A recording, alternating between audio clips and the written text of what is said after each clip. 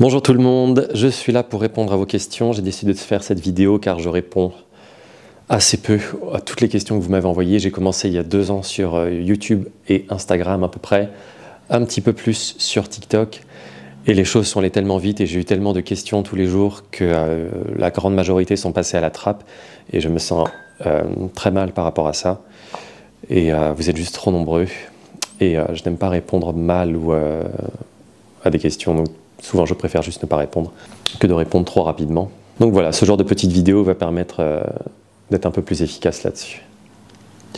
C'est possible de se muscler à 15 ans? Si oui, ça n'a aucun effet, je pense, sur la croissance. Merci. Oui, il est tout à fait possible de se muscler à 15 ans et même plus tôt, et ça n'a absolument aucun effet sur la croissance. Les seuls cas où on n'ait jamais vu des effets du surentraînement sur la croissance chez des adolescents, ce sont des cas de malnutrition dans certains pays, soit très pauvres, soit par exemple comme la Chine où ils ont tendance à surentraîner et sous-alimenter volontairement leurs jeunes gymnastes, ce genre de choses. Oh non! Et voilà, il était tout propre. D'où vient ce fameux « bonjour tout le monde » ? De nulle part. Je me suis juste posé à ma toute première vidéo qui était des tutoriels sur le L et sur le pistol squat. Je me suis posé devant la caméra et je me suis senti juste mal élevé de démarrer directement la vidéo par voici comment faire ceci, voici comment faire cela. Je n'avais pas envie que mes vidéos vous agressent avec mes bêtises sans avoir au moins dit bonjour. C'est le minimum. Quel genre de livre lis-tu? Développement personnel, roman, littérature, etc. Merci. Un peu de tout. Je lis énormément depuis tout petit. Donc principalement des romans parce que c'est vraiment un loisir. Développement personnel, assez rarement. Il m'arrive de lire des biographies d'athlètes, des autobiographies d'athlètes dont j'admire le parcours. Et ça, voilà, je trouve ça suffisant comme développement personnel. Je trouve que les livres qui se veulent de développement personnel ont tendance à mécaniser et à dénaturer un peu tout le processus. Ton programme favori pour débutants, c'est celui que j'ai proposé sur YouTube il y a un moment et que je repropose régulièrement. Voilà, qui se concentre sur les tractions, les dips, les pompes, le L, le pistol squat et le gainage, avec les premières progressions pour se forger sur ces mouvements. C'est comme ça que j'ai commencé et je trouve que c'est la meilleure manière de commencer. On avait remarqué sur l'un de tes shorts que tu regardais des animés. Je voudrais savoir quels sont tes animés préférés. En ce moment, c'est comme beaucoup, j'imagine, c'est My Hero Academia et Attack of Titan aussi, m'a beaucoup marqué.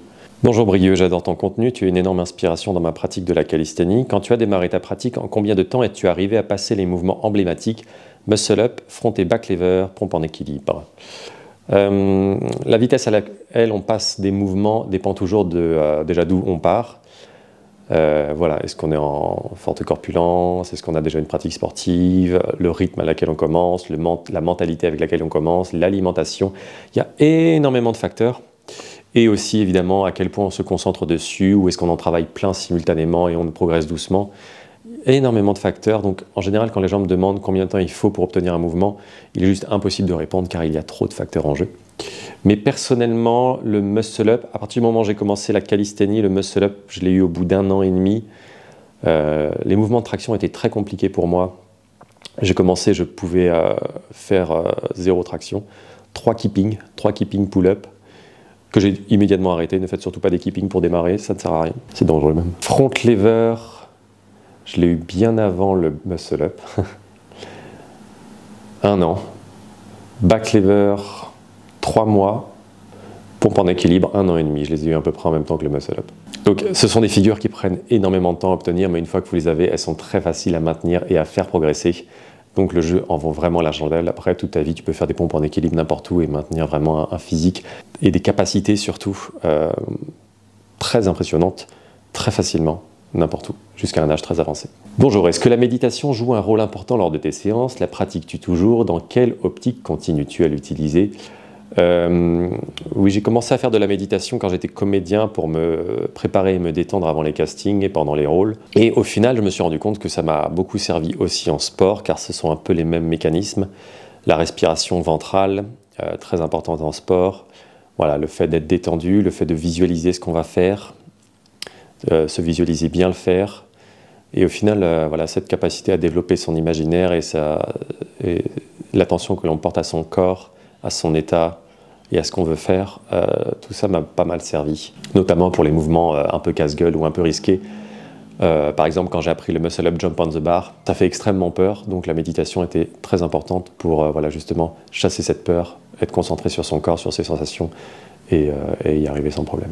Bonjour, j'ai une question. Est-ce que tu as toujours été sportif quand tu étais plus jeune ou bien y a-t-il eu un élément déclencheur? Merci de ta réponse. Continue ce que tu fais. Non, je n'étais pas du tout sportif quand j'étais plus jeune. Pas du tout. Jusqu'à mes 28 ans, zéro. Enfin zéro, non. J'ai fait pas mal de sports différents, mais j'ai toujours été exceptionnellement nul au vu des efforts que j'y mettais. L'élément déclencheur a été... j'étais dans la station de métro à La Défense et j'allais pour prendre le tram. Et devant moi, il y avait un homme extrêmement obèse. Et il était en train de danser en écoutant de la musique. Et je le suivais. Et il dansait vraiment très très bien. Il avait l'air très très bien. Et je me suis rendu compte que moi qui avais toujours été un étranger à mon propre corps, comme un cerveau qui se baladerait dans un automate, étranger à mon propre corps, raide, mal, vraiment mal, non connecté à mon corps. Et lui, il avait l'air en phase avec son corps, il avait l'air vraiment... Et je l'ai jalousé, et il m'a fait vraiment envie. J'ai jalousé son rapport à son corps. Et c'est là que je me suis dit, bon, si tu en viens à jalouser quelqu'un qui clairement a une corpulence qui va lui attirer plein de soucis, c'est qu'il faut régler ça. Ça a été quelques jours avant que j'ai commencé la calisthénie. Donc je me suis dit, voilà, j'en ai marre de ne pas... J'en ai marre de me sentir un habitant d'un corps. J'ai envie d'être mon corps.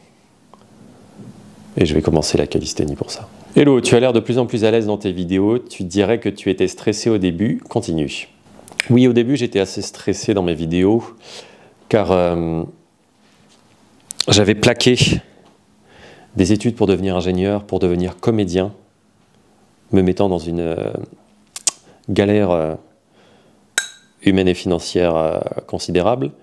Et j'avais plaqué aussi ce rêve de comédien pour me lancer dans quelque chose pour lequel j'avais démontré une absence totale de talent toute ma vie. Donc voilà, j'avais très envie que ça fonctionne et j'étais assez stressé. Tu faisais quoi de ton temps libre avant le sport? Qu'est-ce qui t'a décidé à t'y mettre aussi sérieusement? Ce qui m'a décidé à m'y mettre aussi sérieusement, je vous l'ai expliqué, c'est juste que je me suis toujours senti à côté de mon corps. Et je suis vraiment tombé amoureux du processus. Au fur et à mesure que je me plongeais dedans, les sensations que j'ai eues étaient tellement merveilleuses. J'avais l'impression d'avoir 70 ans depuis que j'avais 20 ans. Et j'avais l'impression, pas de retrouver ma jeunesse, mais enfin d'en avoir une. Donc ça a été vraiment ces sensations encore aujourd'hui. Je ne me vois jamais arrêter. Je ne vois pas pourquoi j'arrêterais. C'est trop merveilleux. Et tu faisais quoi de ton temps libre avant le sport? Gros cinéphile. Donc beaucoup de films, beaucoup de lectures et beaucoup de jeux vidéo. Hello Brieux, d'abord merci pour ton contenu qui m'ont énormément aidé. Ma question est simple, as-tu des objectifs sur le long terme en calisthénie? J'ai le sentiment qu'on progresse de figure en figure, mais pour quelle finalité? Peut-être la compétition? Merci d'avance pour ta réponse. Je crois que je viens d'y répondre au final. Je m'entraîne à faire des figures et à prendre plus le contrôle de mon corps et à développer une capacité athlétique pour le plaisir que ça me procure, et je continuerai à le faire jusqu'à la fin des temps pour les mêmes raisons. Donc pas de finalité, peut-être un jour une compétition si je me sens au niveau. Dans tous les cas, j'essaie de progresser le plus vite possible parce que c'est aussi comme ça que je prends du plaisir. On verra. Est-ce que tu as mis ta vie de comédien de côté ou tu continues toujours? Pas trop dur de rentrer dans les costumes avec ses épaules d'athlète. Vous êtes extrêmement nombreux dans les commentaires à exiger que je fasse du doublage. C'est quelque chose que j'aimerais beaucoup. En vrai, j'aimerais beaucoup faire du doublage dans les animés. J'aimerais énormément. Je pense que j'ai toutes les capacités pour le faire. Donc non, ma vie de comédien, je ne ferme pas la porte à un retour sur l'écran. On verra. Quelle est la raison pour laquelle tu as commencé à faire du sport? Je pense que je l'ai expliqué. Je n'ai jamais été aussi heureux que depuis que je me suis connecté à mon corps. Et je me suis connecté à lui par la force, parce que c'est quelque chose aussi qui m'attirait. Le développement des capacités, de mes capacités m'a toujours attiré.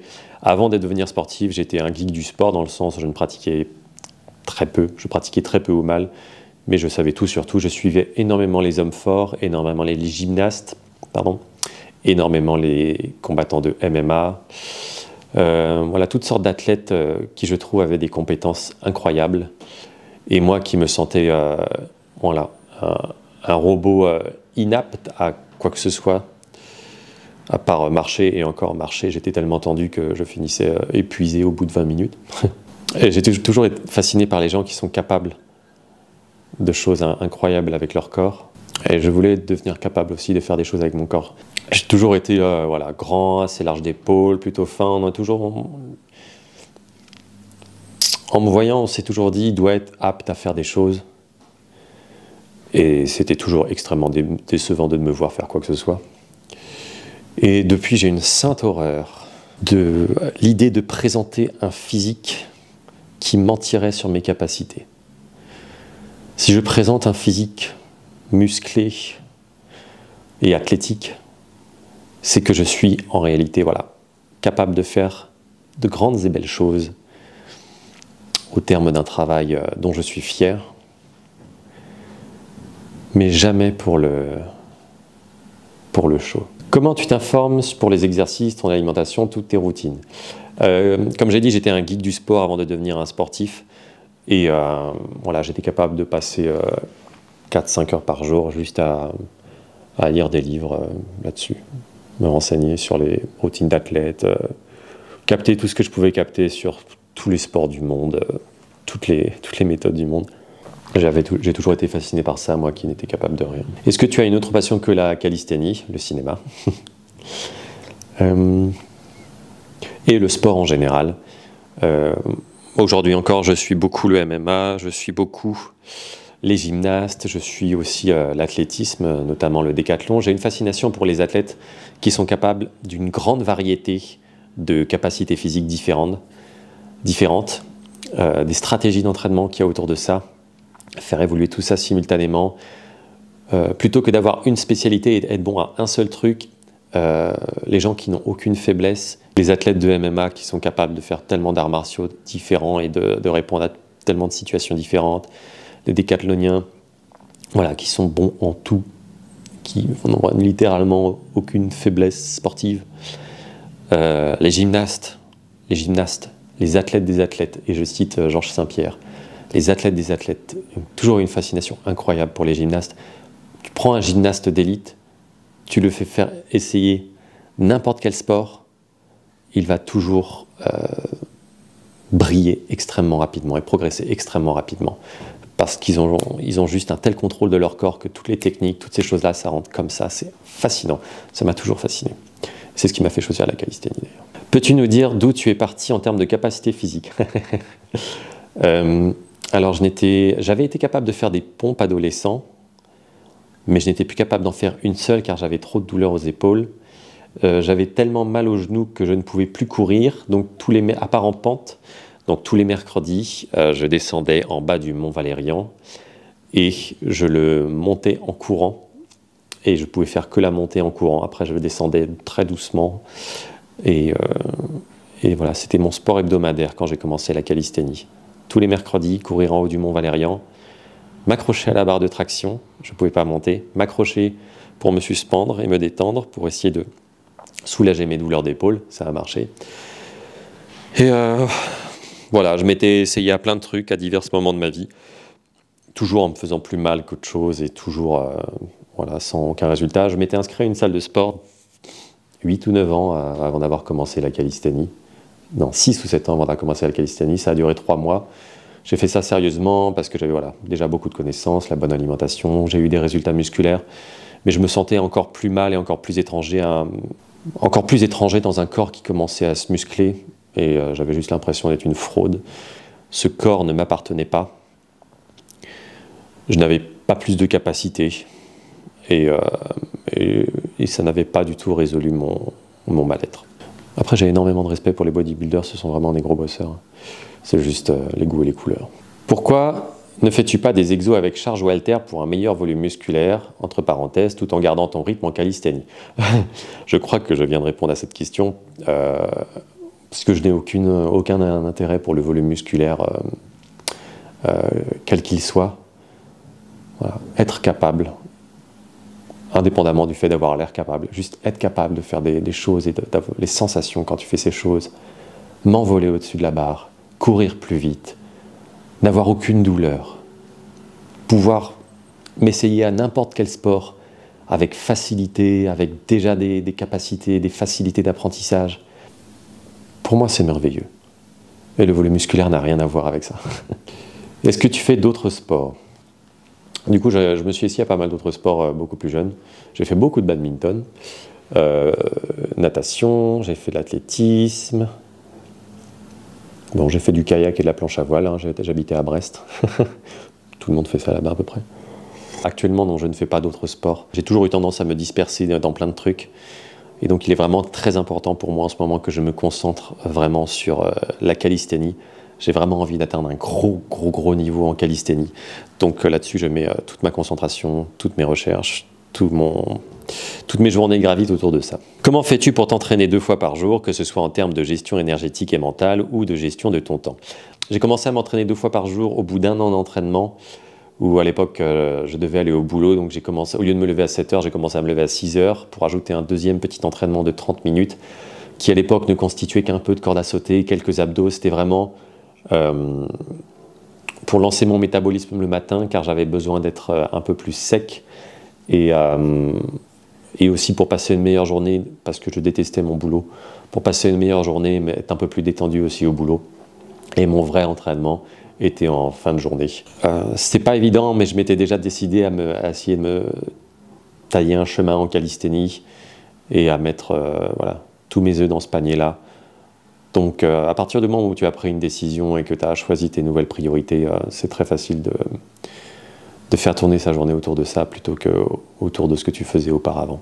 Ça implique des sacrifices, évidemment, on ne peut pas tout faire, mais je faisais volontiers ces sacrifices car je sentais que j'avais vraiment besoin d'évoluer.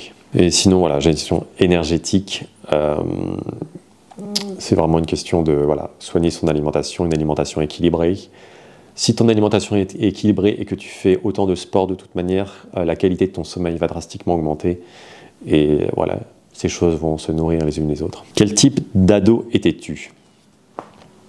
Très effacé, pour ne pas dire inexistant. Timide, peureux.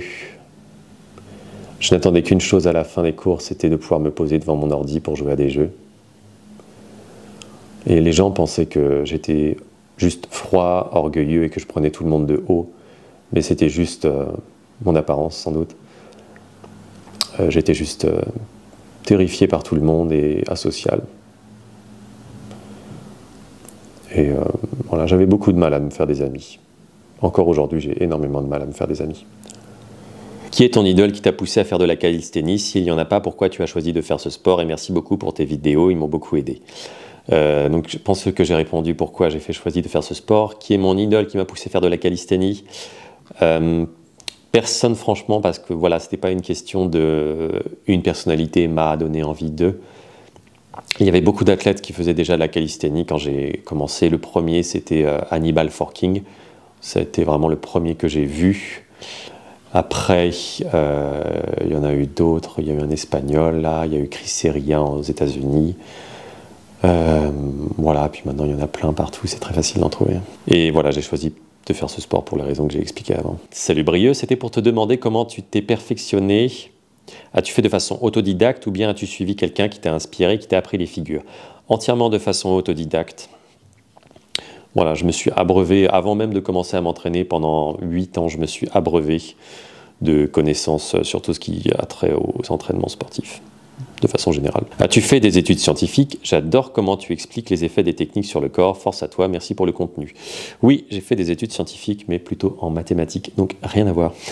Tu disais changer de programme tous les 4 ou 5 semaines, ça implique d'avoir une grosse bibliothèque d'exercices derrière, mais certains sont indispensables et ne peuvent pas être mis de côté, distraction. Alors comment tu choisissais tes exos pour varier les séances tout en gardant un travail optimal de chaque groupe musculaire? Ça, c'est une question compliquée. Je pense que je vais l'expliquer en vidéo longue. Je vais essayer de faire les prochains mois, les prochaines années, plus de vidéos longues, toujours autant de vidéos courtes, car j'aime bien les choses précises, concises, rigoureuses, efficaces, rapides.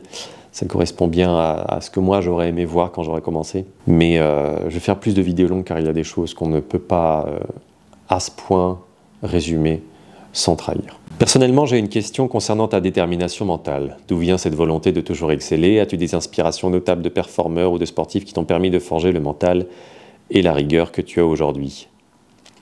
La détermination mentale. Donc, des performeurs et des sportifs, oui, il y a beaucoup d'athlètes que je suis et que j'admire beaucoup. Kohei Uchimura, le plus grand gymnaste de tous les temps, qui a pris sa retraite l'année dernière, est une de mes inspirations parce que voilà, la gymnastique,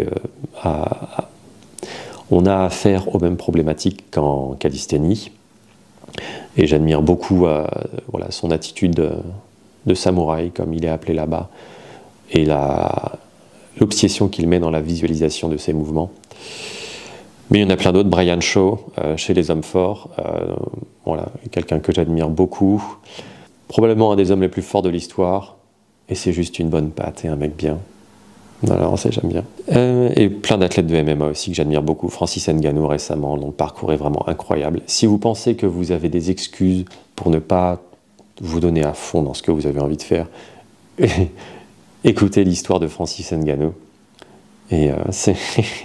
Et d'où vient cette volonté et détermination mentale? Ça se forge. Ça se forge. Il a été démontré d'ailleurs que cette zone du cerveau qui correspond à la volonté a une certaine plasticité neuronale, c'est-à-dire que ça s'apprend. On ne naît pas avec, ça se développe. Et ça peut se développer à n'importe quel âge.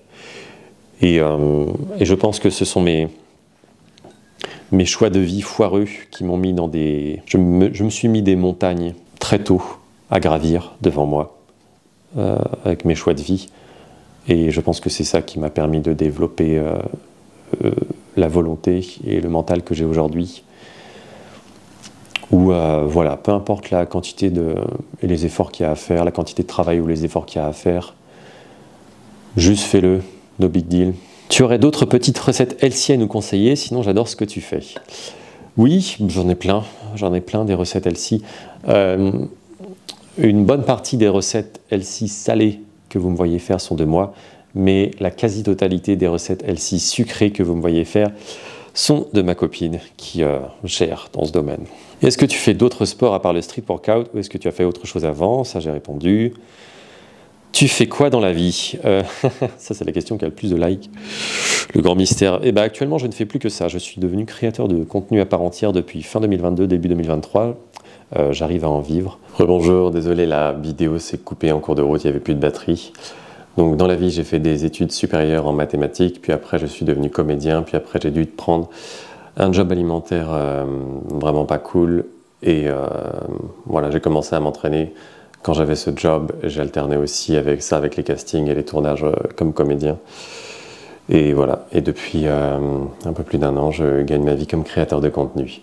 Merci beaucoup pour toutes vos questions. Du coup, je répondrai aux prochaines dans une autre vidéo si vous avez aimé le format. Merci pour voilà, vos commentaires et vos questions. Elles étaient très bienveillantes. Et voilà, vous êtes vraiment formidables. Et je vous dis à la prochaine.